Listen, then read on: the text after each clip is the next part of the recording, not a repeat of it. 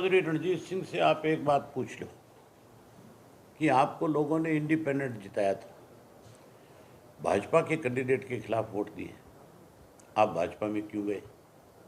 आपसे बड़ा लालची है कोई? किस लालच में गए आप? जो कोई सरकार के खिलाफ इंडिपेंडेंट जीतता है उसका अगर वो जाकर के सरकार को समर्थन देता है, इसका मतलब उससे बड़ा स्वार्थी व्यक्ति नहीं हो सकता।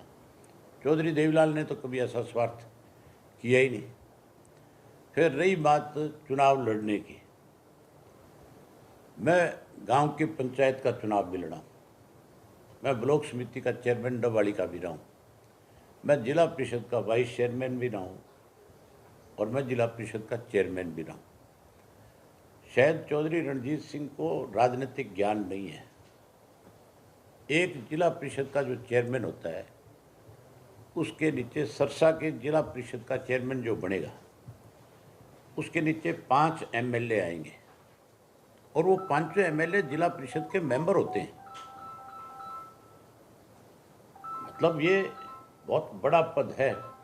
डिस्ट्रिक्ट का जो चेयरमैन बनता है बोर्ड का, एक जिला परिषद का चेयरमैन जो है उसके नीचे 32 विभाग आते हैं, अलग अलग डिपार्टमेंट सरकार के 32 उसके नीचे काम करते हैं। जितनी बड़ी जिम्मेवारी जिला परिषद के चेयरमैन की है, जैसे ऊपर मुख्यमंत्री की है उस तरह नीचे चेयरमैन भी जिम्मेवार है उन सब चीज़ों का। जिला परिषद का चेयरमैन अगर मजबूत आदमी हो तो पैरेलल सरकार चलाता है, पैरेलल काम करता है। किसी अधिकारी की हिम्मत नहीं हो सकती कि वो बिना जिला परिषद के चेयरमैन से आदेश लिए बिना अपनी मनमर्जी से कोई काम कर ले।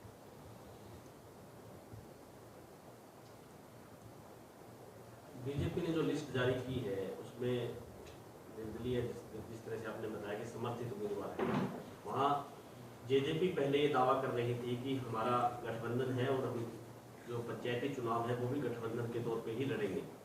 तो इस लिस्ट से कहीं ये लग नहीं रहा कि, क्योंकि उनके उम्मीदवार हालांकि 5 वार्ड हैं वो खाली छोड़े गए हैं, लेकिन इसको लेकर के आप क्या मानते हैं कि हालांकि जेजेपी के काफ़ी सारे वार्डों में उन्होंने अपने पदाधिकारी या उनके जो हल्का अध्यक्ष थे, जिला अध्यक्ष थे, उनको भी चुनावी मैदान में उतारा हुआ है। ये गठजोड़ नहीं है, ये गठबंधन नहीं है।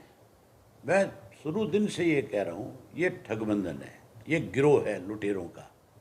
ये प्रदेश को लूटने की योजनाएं बनाते हैं। इनको प्रदेश के लोगों से कोई सरोकार नहीं है। ये तो कहाँ से पैसा लूटा जा सकता है, कैसे लूट मचाई जा सकती है, इस काम में सारा दिन विचार करते हैं बेचारे। हैरानी की बात नहीं है, आज के अखबार में खबर छपी है कि जजपा ने भी अपना जाकर के कुलदीप के लिए प्रचार करना शुरू कर दिया। उनसे आप पूछो जरूर।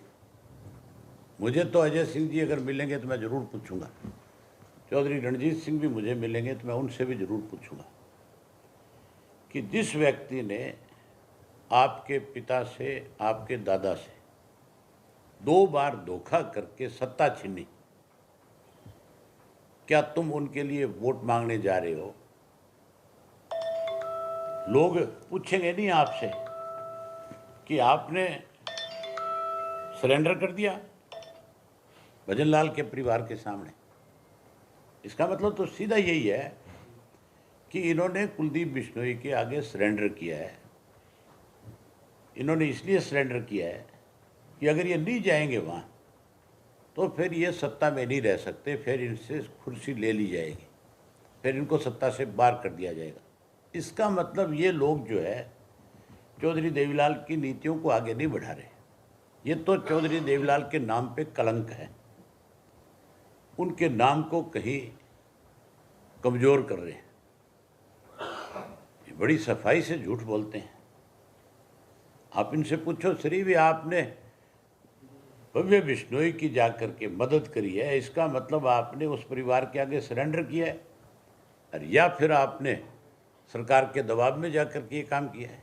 भी आप पे सिर्फ कुर्सी की चिंता है आपको, इस लूट की चिंता है आपको?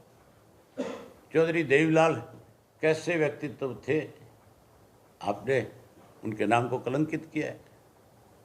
आप बहुत बड़े दोषी होंगे लोगों के सामने इस बात के लिए।